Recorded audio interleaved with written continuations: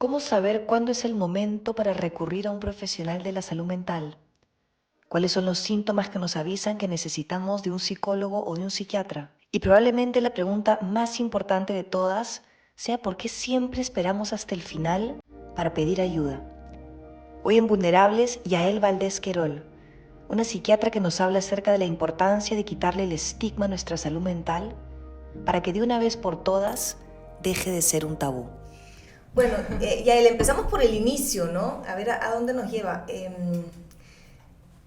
Por ejemplo, lo que te decía hace un ratito, ¿no? Yo me aboco mucho a entender la mente humana, sobre todo entender los aspectos de la ansiedad, que la gatilla, que la detona, que la alivia, porque la ansiedad en mi vida ha sido una presencia recurrente, ¿no? Que traté de evitar durante mucho tiempo, y creo que llega un momento dado en el que el cuerpo es lo suficientemente necio y sabio, y te quise decir invita, pero te obliga, ¿no? A mirar hacia adentro, ¿no? Te lanza. Y a ver qué hay, ¿no? Sí. Entonces, Sí. en tu caso me da curiosidad, ¿qué te llevó a estudiar psiquiatría y a querer entender y ayudar a los enfermos mentales?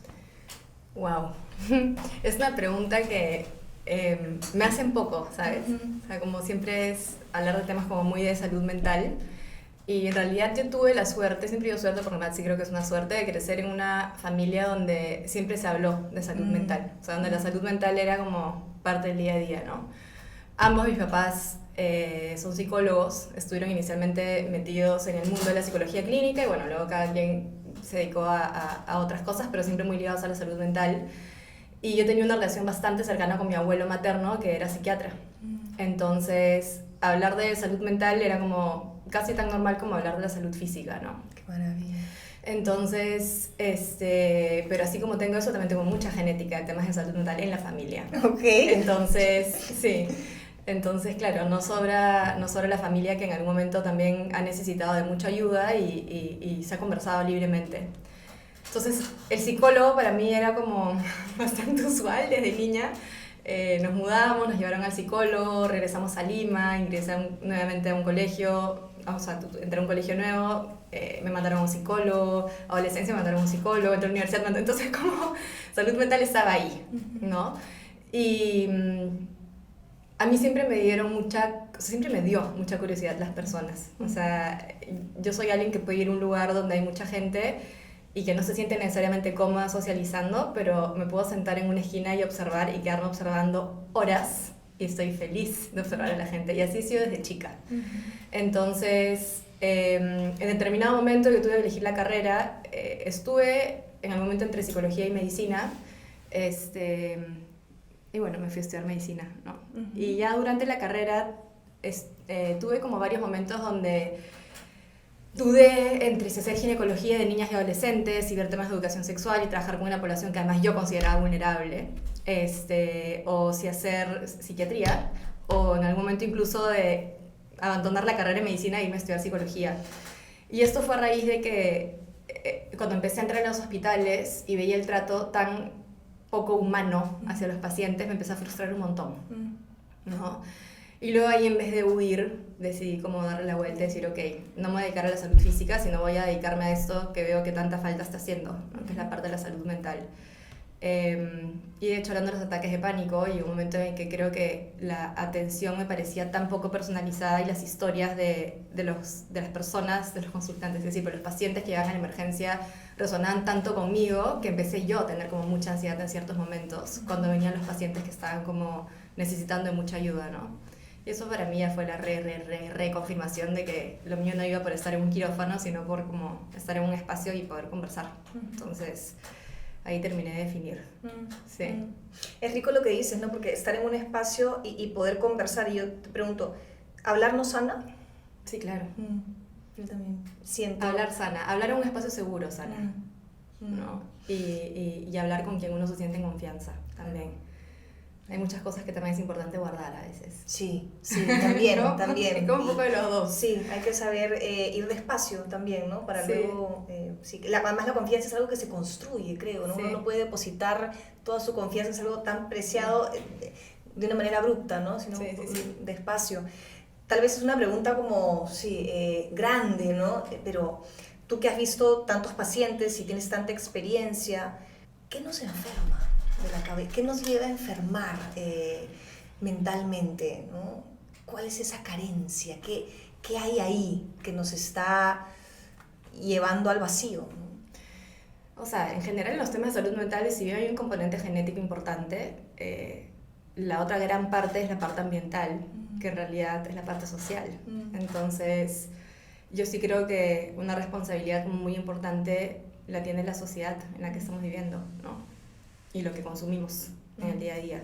O sea, y ahora creo que no es sorpresa que a medida que va pasando el tiempo y habiendo más acceso a información, digamos, sin sustento, a consumo rápido de todo tipo, desde alimentación hasta cosas digitales, hay cada vez más enfermedades, ¿no? Sí. Físicas y mentales. Entonces, lo que nos termina por enfermar, creo yo, es una gran parte de la sociedad. Y creo que mucho tiene que ver con que es algo que siempre pienso un montón, ¿no? Con el nivel de violencia que hay. O sea, con la violencia en todos los aspectos. No estoy hablando solamente del que asalta, sino como la violencia es un lado de la poca contemplación por el bienestar del otro. ¿No? La poca capacidad de ver al otro. Sí, de ver en general, de ver, de empatizar, de dar cariño, de pensar en el otro, en la vida del otro, en lo que puede estar pasando por la cabeza del otro, ¿no? Y sí, no sé, siento que nos estamos convirtiendo como mucho en seres humanos como muy egocéntricos también, de la pantalla y yo. Sí. Y creo que eso no ayuda, ¿no? Sí, es interesante porque yo leí hace un tiempo algo que me ayudó mucho, porque yo no me considero una persona valiente, ¿ya? Soy miedosa, me da miedo la turbulencia, y eso que lo he trabajado, autera, me da miedo las olas, ¿no? Y eso que Felipe, mi esposo, pues es un nadador excelente, y yo sé que ante cualquier cosa él me va... Soy miedosa, ¿no? Es como... Y tengo una mente además un poco fantasiosa, o sea, yo debería ser escritora de novelas, porque entonces estoy en un lugar así nuevo y ya me imagino, ¿no? Lo peor que puede pasar. Lo peor que puede pasar, y ya me aprendí un poco a conocerme y a reírme, pero entendí, y creo que con la experiencia, que para transitar el miedo no había necesidad, no se requiere valentía, sino que se requiere conexión. Y eso a mí me salvó, o sea, me cambió la perspectiva de cómo me miraba yo a mí misma, ¿no? Y es realmente, si yo te pregunto, ok, tú me has dicho que nos enferma, ¿es la conexión la que nos sana, la que nos puede salvar?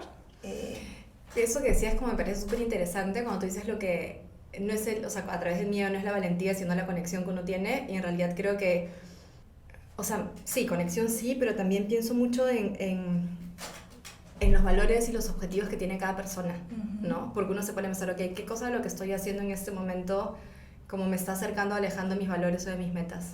Okay. ¿No? Y por lo general son muchas emociones las que interfieren a que lleguemos a eso.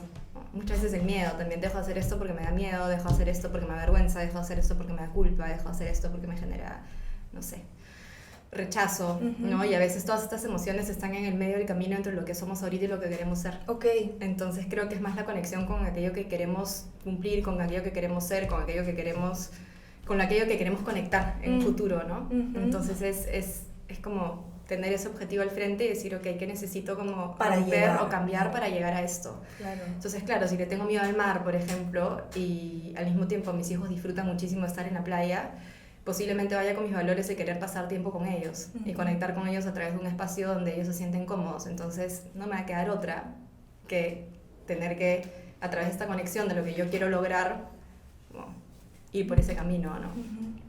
Sí. Sí, o sea, yo creo que cuando he aprendido a pedir ayuda y a normalizar mi vulnerabilidad y de poder decir, esto me asusta, me doy cuenta que lo transito normal, o sea, lo transito, ¿no? Y es creo que sobre todo un tema de sentirse solo con lo que a uno le habita. Totalmente. No, es eso, es... Totalmente. Pero si yo puedo ir a un lugar donde efectivamente yo, cuando hay mucha gente también como que me abruma, entonces me gusta siempre una esquinita tranquila, observo... Sí. Y si yo puedo decir, ay, no, es que hay mucha gente, a ver, acompáñame un ratito para el otro lado, y siento esa conexión con el otro, lo hago, ¿no? Sí, o sea, entonces digo, wow, qué importante también es eso, ¿no? Como pedir ayuda, ¿no? Sí, a mí me ha pasado eso muchísimo. a lo largo de mi vida, en realidad. Eso es lo que estoy trabajando recién, ya bien grande, de acomodarme mucho al resto, ¿no? Como de cumplir un poco las expectativas de los demás. Uy, chócala, ahí tenemos, Sí. pero... Y con las expectativas de los demás es realmente del resto, o sea, desde la familia, los amigos, el entorno, quienes trabajan, la sociedad, lo que se espera de una, no sé, de una persona con las características que uno tiene. Entonces siempre era como que vamos a seguir, ¿no? Como caballito, ¿no? Y recién algo que estoy trabajando mucho es eso, aprender a poner límites, o sea, aprender a decir, ok, ¿hasta dónde llego? O sea, ¿qué cosa me incomoda, qué cosa no me incomoda, qué cosa sí me gusta, qué cosa no me gusta, qué estoy dispuesta a hacer, qué no, hasta dónde tolero, ¿no? Y aprender a verbalizar esto, o sea, como, no me siento cómoda, o sea, estoy cansada. Dicen ¿no? que, escuché decir una vez que uno es realmente libre cuando puedes decir no a una comida sin dar una excusa, ¿no? Y puedes Sí. decir simplemente, no, es que no, me provoca. Sí. Todavía no estoy en eso. Sí, no me provoca. Sí. Pero sí, qué rico poder llegar a ello.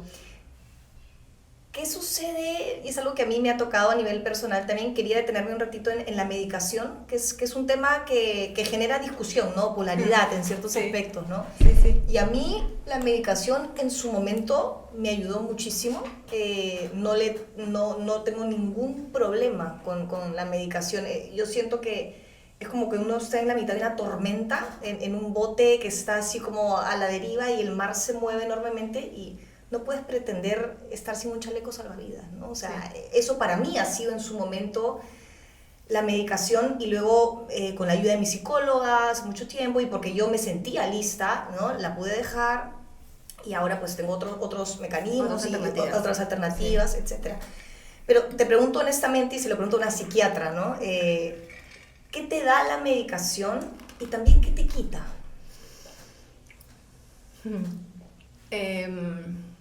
Creo que la medicación lo que te da es calma. O sea, que es un poco la analogía que tú decías. Es el chaleco salvavidas en una tormenta en el mar. O sea, la medicación te da calma, la medicación te da estabilidad, la medicación te da el espacio como para poder respirar antes de seguir nadando. Y esto este espacio, esta calma se tiene que utilizar para seguir trabajando las herramientas que uno necesita para el momento en que uno ya dice, ok, ya respiré, puedo continuar, ¿no? Eso es la mayoría de patologías o de temas de salud mental. Hay otras que lamentablemente sí implican una alteración química que va a ser de por vida, como cuando hablamos de otras enfermedades físicas, y que no va a requerir de un chaleco salvavidas, sino que va a requerir de utilizar la medicación como una prótesis. Y la vamos a necesitar siempre, ¿no? ¿Qué te quita? Es bien complicado esto, o sea, para mí es muy difícil de responder porque yo en el día a día genuinamente veo el bien, o sea, lo bueno que trae la medicación. Y ojo que yo no soy una psiquiatra que medica constantemente, soy en contra de la polifarmacia, soy totalmente a favor de solamente medicar si es que realmente es necesario medicar el tiempo específico y luego retirar. Más que quitarte algo, creo que a veces, como todos los fármacos a largo plazo, pueden generar a veces algunos efectos secundarios, pero la mayoría de esos son efectos secundarios que son pasajeros, ¿no? Y que en el momento que se deja la medicación, se recupera aquello que eventualmente se perdió o se dejó de tener, ¿no?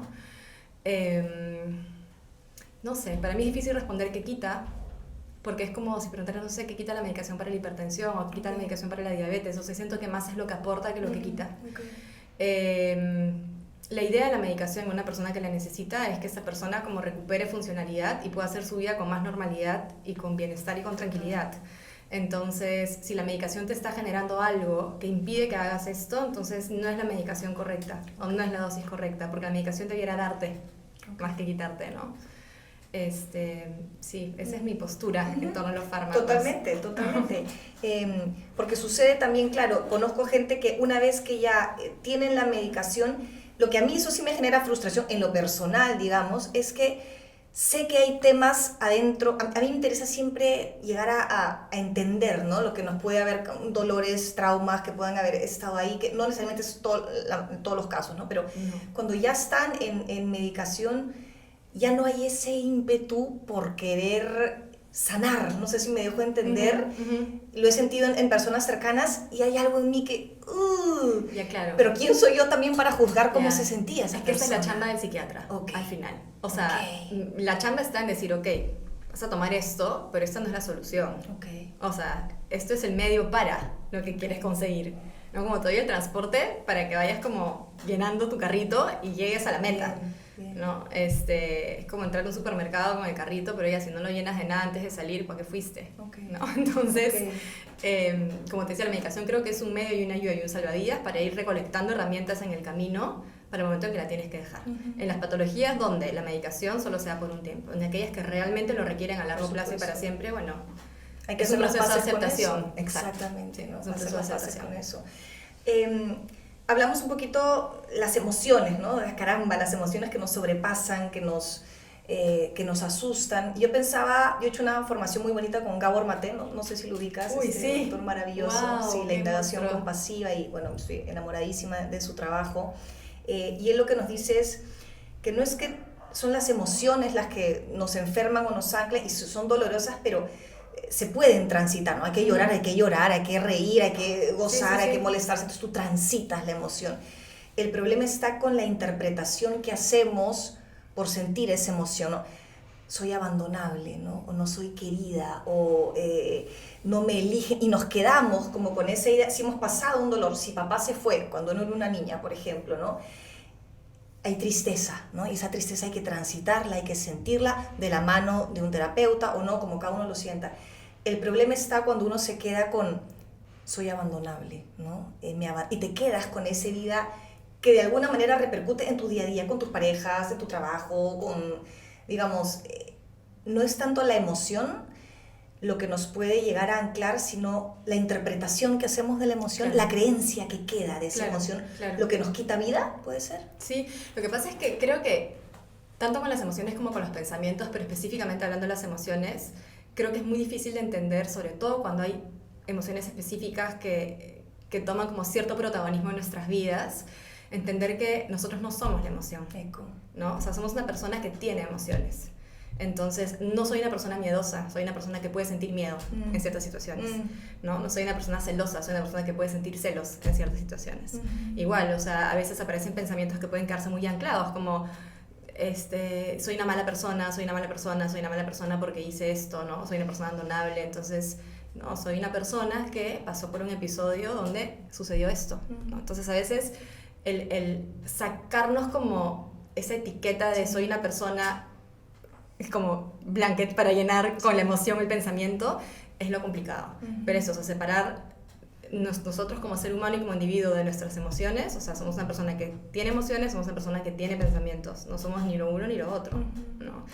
Y ese es un trabajo terapéutico al final que tiene que hacer cada quien para aprender a transitar con más calma. Sí. Pero es difícil cuando hay emociones que a uno lo inundan a veces, Sí, ¿no? sí, claro. Sobre todo el miedo, la ansiedad, Es la tremendo, culpa. es tremendo, pero yo sí confieso que cuando uno agarra ese valor y se coge, sí, de lo que uno necesite, o cuando logras mirarte y entenderte, wow, o sea, lo que se Es ordena adentro de uno es, por eso yo defiendo tanto lo que hago, la salud mental, que cada uno como lo necesite pueda mirar adentro.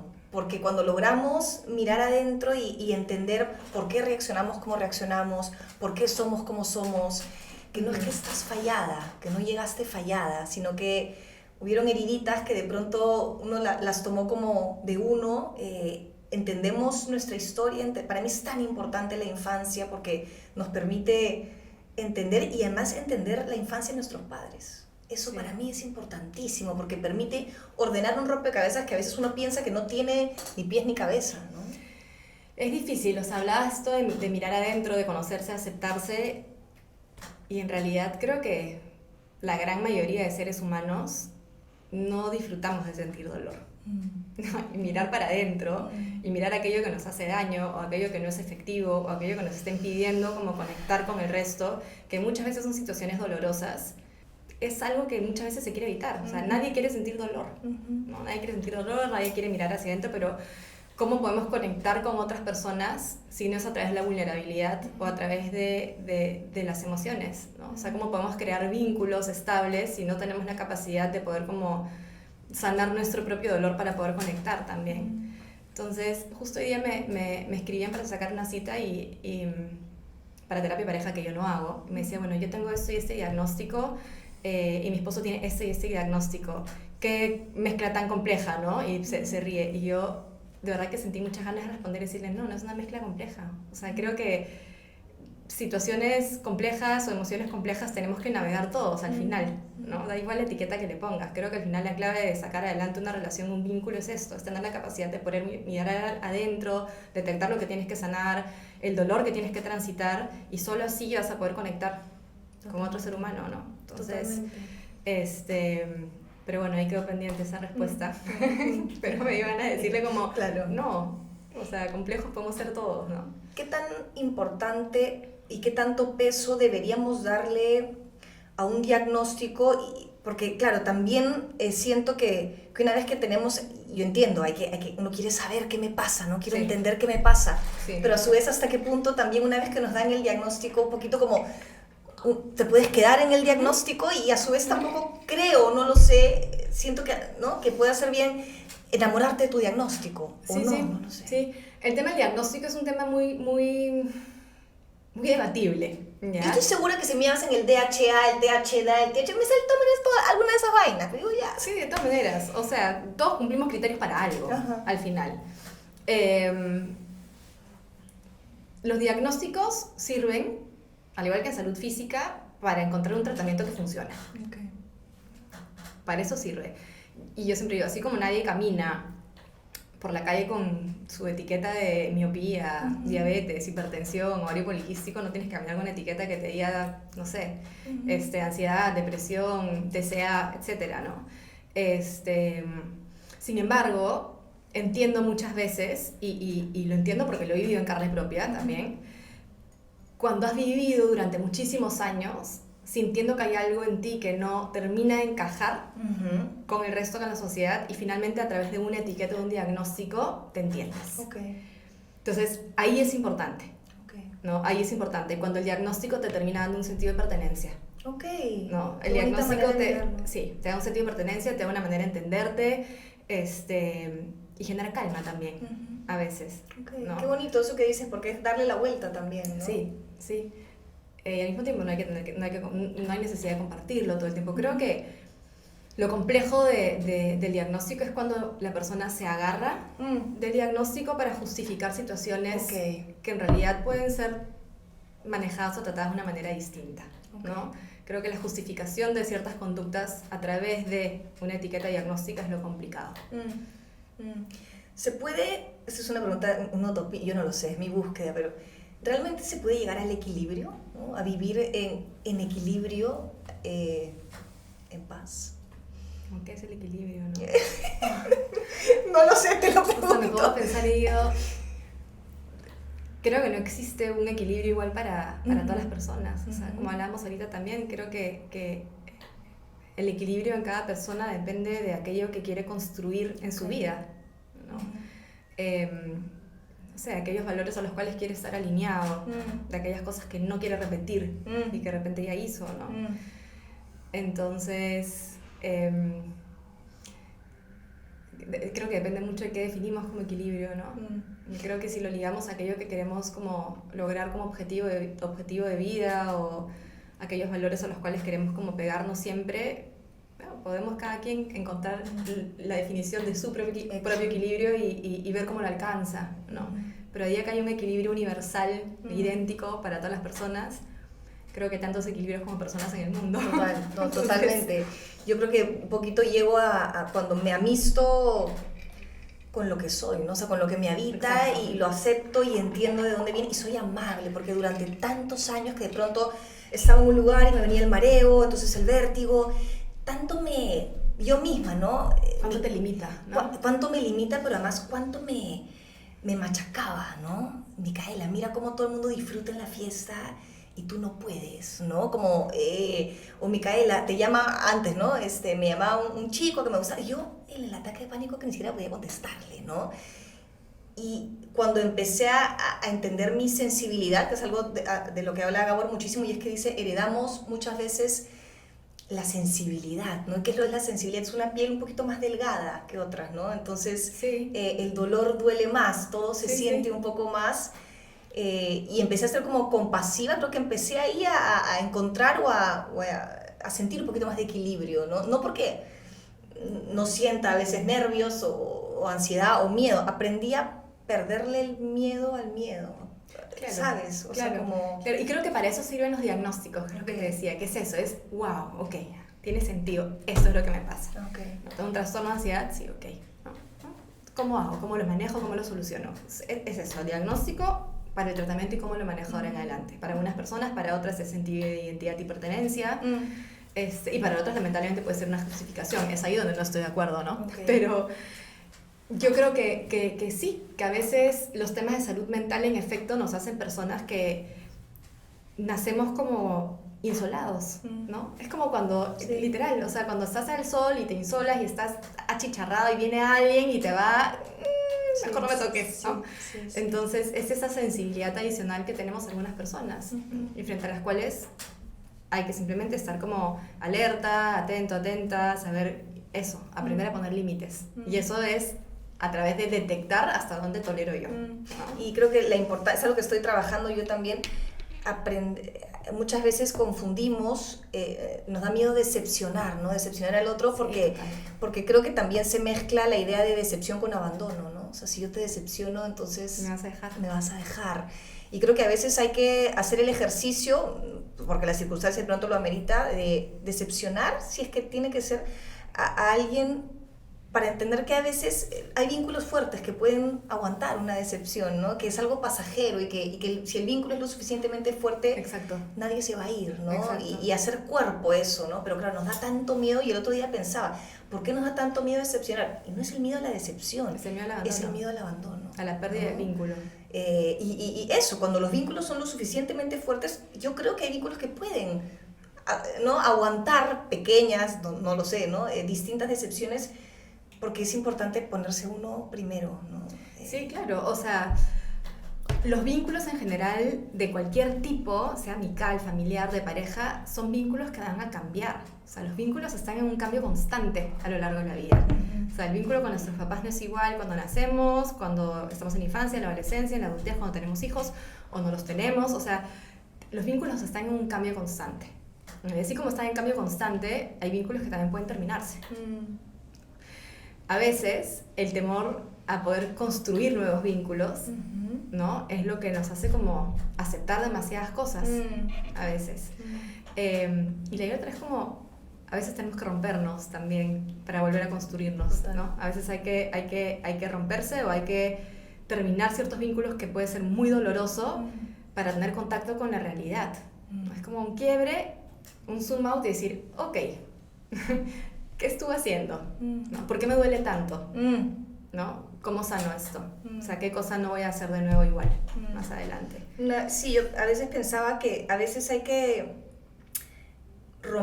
hay que quebrarnos para darnos cuenta que no hay nada roto, ¿no? Sino que no sé cómo explicarlo porque lo entiendo muy adentro mío, y es rompernos para darnos cuenta que en realidad no estamos rotos, ¿no? Exacto, es rompernos o deconstruirnos Eso. para volver a construir. Sí. Es como las piezas de Lego. Sí. O sea, a veces desarmas y vuelves a armar. Sí. ¿No? Y vuelves a armar desde un concepto distinto, desde el concepto de que donde de repente lo que armaste anteriormente, hubo algo que no te funcionó, hubo una pieza que te faltó, hubo una que te sobró, pero es eso, a veces hay que quebrarnos para ver nuestra realidad, o hay que rompernos para volver a construirnos, o hay que terminar vínculos para establecer nuevos, o hay que mirar para adentro y sentir dolor para simplemente poder conectar con uno, porque cuando uno no conecta con uno no puede conectar con otro. Totalmente. Entonces son muchos aprendizajes, ¿no? La vida no es fácil, las emociones tampoco son fáciles de transitar, y eso es lo lindo también de ser humano, ¿no? Eso, ¿no? Cuando uno comparte y conecta, de verdad que es mi experiencia, todo se vuelve tanto más amable, ¿no? No tiene por qué ser tan dura si es que podemos compartir en espacios seguros lo que sentimos, ¿no? Sí. Y a mí la ansiedad me viene por ahí, yo ya aprendí, ¿no? Me da como nervios y me da un poquito de vértigo, ¿no? Mareo. Me iba al doctor del oído, al doctor de no sé qué, al doctor del cuello, y me decían, está todo bien, ¿no? Y yo digo, wow, la capacidad de la mente Sí. para hacerse, o sea, estos conductos que tiene en el cuerpo que hasta que no lo vives, no lo entiendes. No, hasta que no lo vives hasta que no lo vives no lo entiendes, o hasta que no lo ves de cerca y lo observas en otras personas, tampoco lo entiendes. Dolores crónicos, Sí. que la gente no tiene idea que hay un componente o puede haber un componente emocional. Emocional, totalmente, totalmente. Y a veces esta palabra de somatización es una palabra a la que se le ha quitado como muchísima importancia, ¿no? Porque se piensa que lo que se somatiza es lo que está en la cabeza y no es real, mentira. O sea, la somatización o la expresión del cuerpo es real. Sí. O sea, cuando hay temblores, son temblores. Sí, sí, cuando sí. hay rash, ¿no? Y temas dermatológicos, aparecen. Cuando hay dolores de cabeza, el dolor es real. Cuando hay vértigo, el vértigo es real. Total, total. O sea, todo lo que parece en el cuerpo cuando mentalmente no estamos bien es absolutamente real. Y de hecho hay una asociación muy importante también entre todas las enfermedades autoinmunes y temas de salud mental. Sí. O sea, las enfermedades autoinmunes se disparan cuando la persona no está emocionalmente estable, porque todo el cuerpo se pone en alerta. Total. Entonces, yo creo que por algo la definición un poco de salud en general es el bienestar físico, mental y social de la persona, ¿no? Total. Si no tenemos esos tres pilares, el cuerpo no funciona. ¿Cómo cuidas tú tu salud mental? ¿Cómo cuido mi salud mental? Bueno, tengo terapia.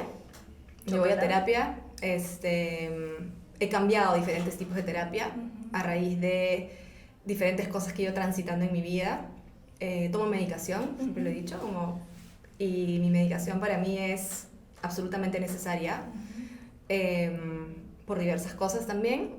Hago deporte, que es algo que había dejado hace muchísimo tiempo, y desde que lo he retomado, genuinamente siento que mi cuerpo y mi mente como han tomado un rumbo distinto. Y cada vez más trato de organizarme para tener mis propios espacios. Yo creo que después de muchos años, hace recién poco tiempo, puedo sentirme relativamente en equilibrio, que es lo que justamente hablábamos. Yo de niña fui una niña, según mis papás, como muy sociable, pero por dentro a mí me costaba mucho la socialización, que no tenía filtro, que decía las cosas como eran, que podía acercarse a un extraño y decirle algo completamente fuera del lugar que mis papás me tenían que decir, y el silencio, ¿no? Pues no detectaba lo que era como socialmente correcto e incorrecto. En el colegio tuve amigas muy cercanas, pues también tuve como muchos temas donde sufrí muchísimo porque me molestaban bastante en el colegio. Y de adolescente siempre sentí que era una adolescente que no encajaba también, ¿no? Como me sentía muy distinta. Me refugié en el deporte y en mis amigas de toda la vida, y ahí encontré un espacio que al mismo tiempo como siempre me sentí medio alienígena, ¿no?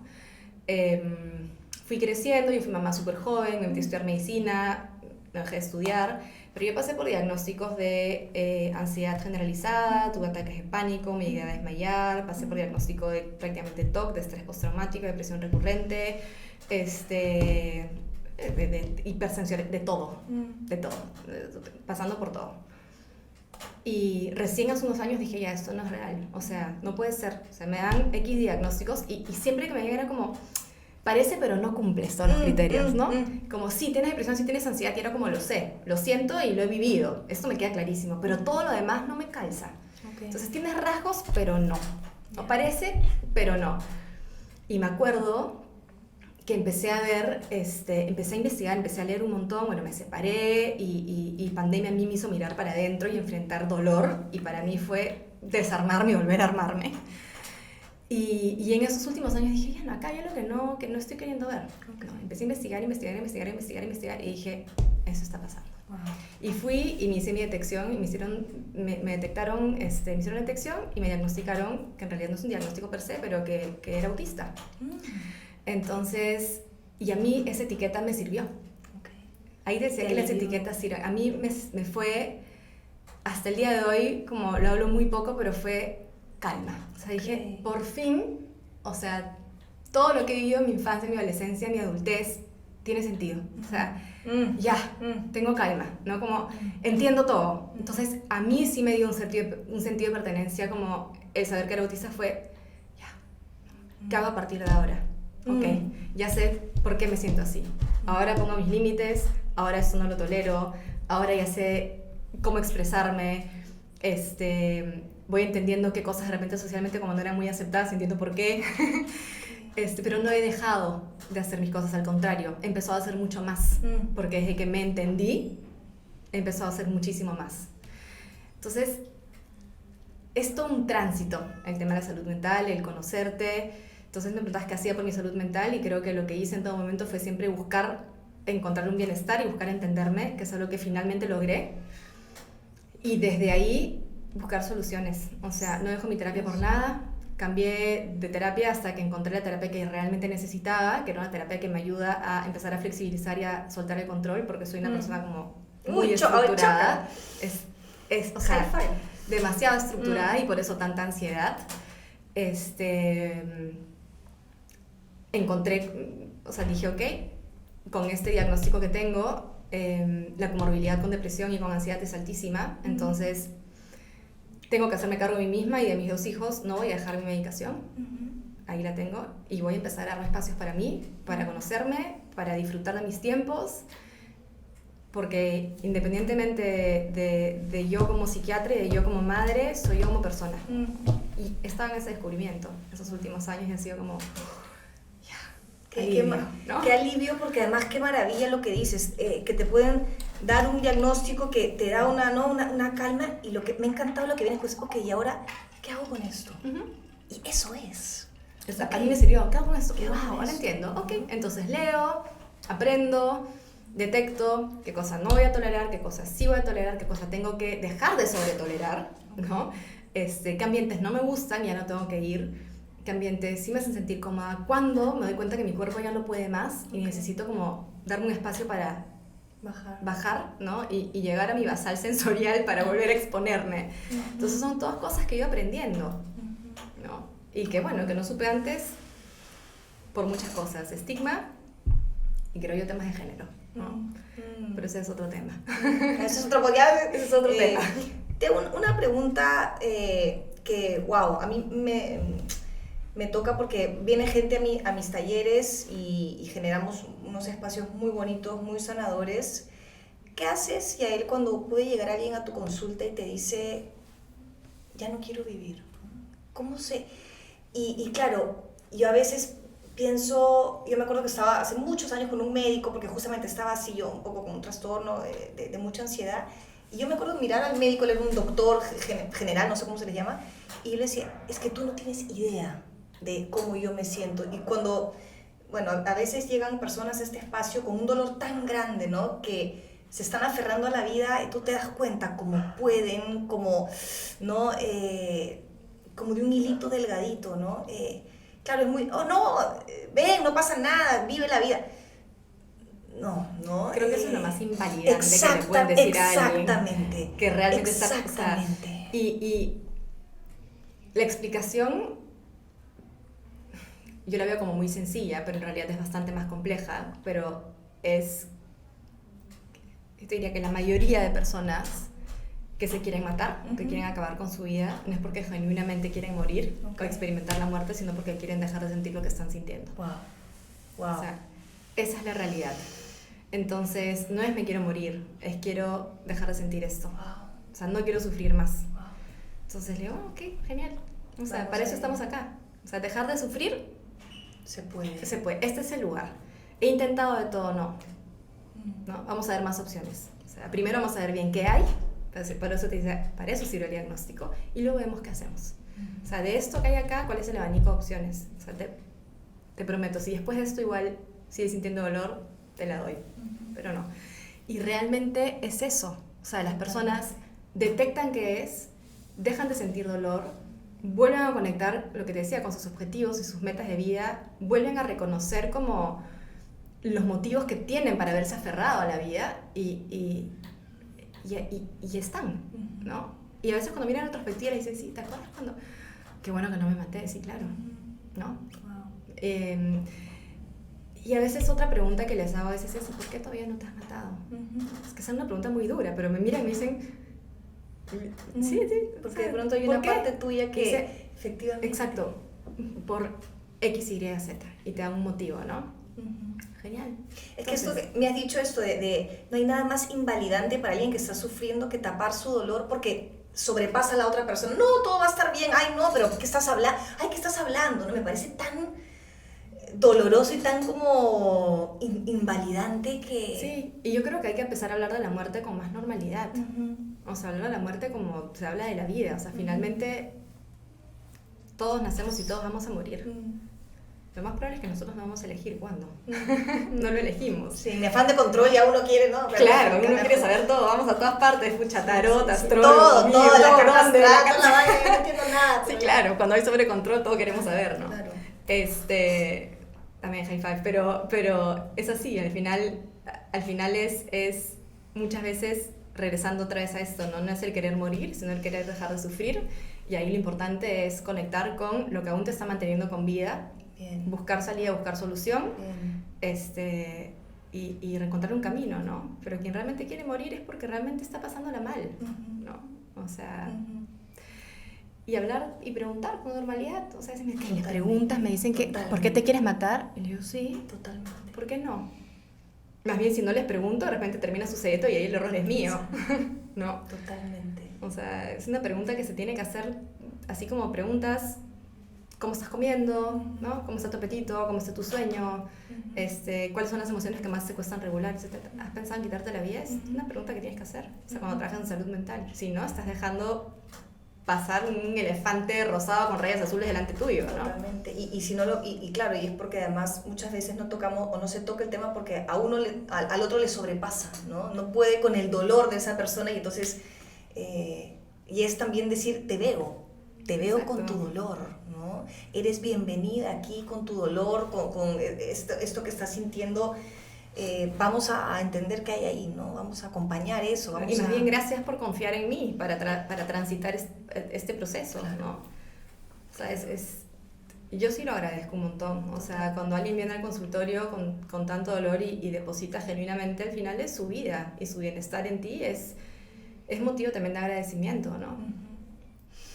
Yo te agradezco un montón porque, caramba, digo, este episodio va a ayudar a tanta gente que se siente sola, ¿no? Con su dolor o con su tristeza o con su ansiedad. Y mientras más hablemos de esto, mientras más normalicemos esto, mientras más nos hagamos cargo de esto, de verdad la vida se vuelve más amable.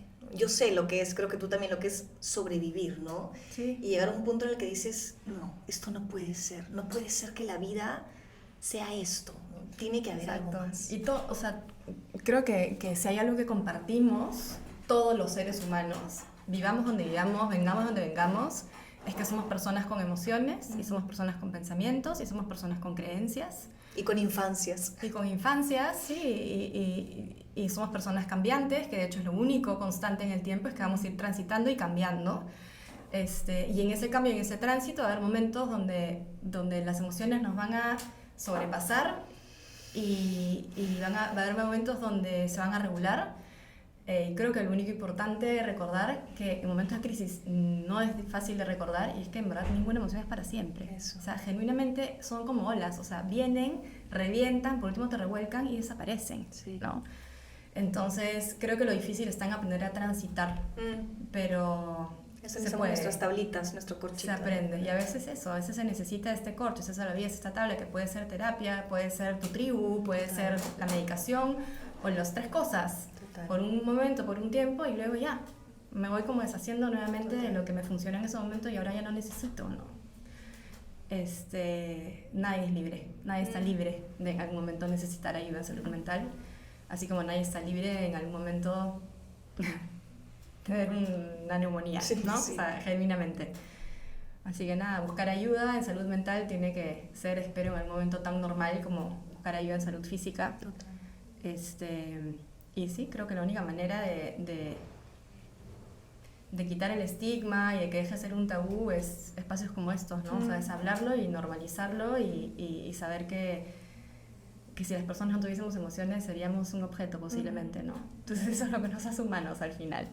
Sí. Total, muchísimas gracias, Yael, por tu tiempo, por todo. Muchas gracias por haberte ido por esta rama de la salud mental y por estar y por ayudar a tanta gente, de verdad. Qué lindo. No, gracias, Mica, por la Lindo invitación propósito. y por el espacio que has creado para hablar un poquito más de esto y encontrar la vulnerabilidad en todas las personas que estás entrevistando, que finalmente, como hablábamos, es lo único que te acerca a las otras personas, ¿no? Si no es para adentro, no hay para afuera. Así que, gracias a ti. Ay, chin, chin, chin, chin, chin. Muchísimas gracias, querida. Lindo, ¿ah? Chin, chin, salud, lo que se Chin, chin. dice.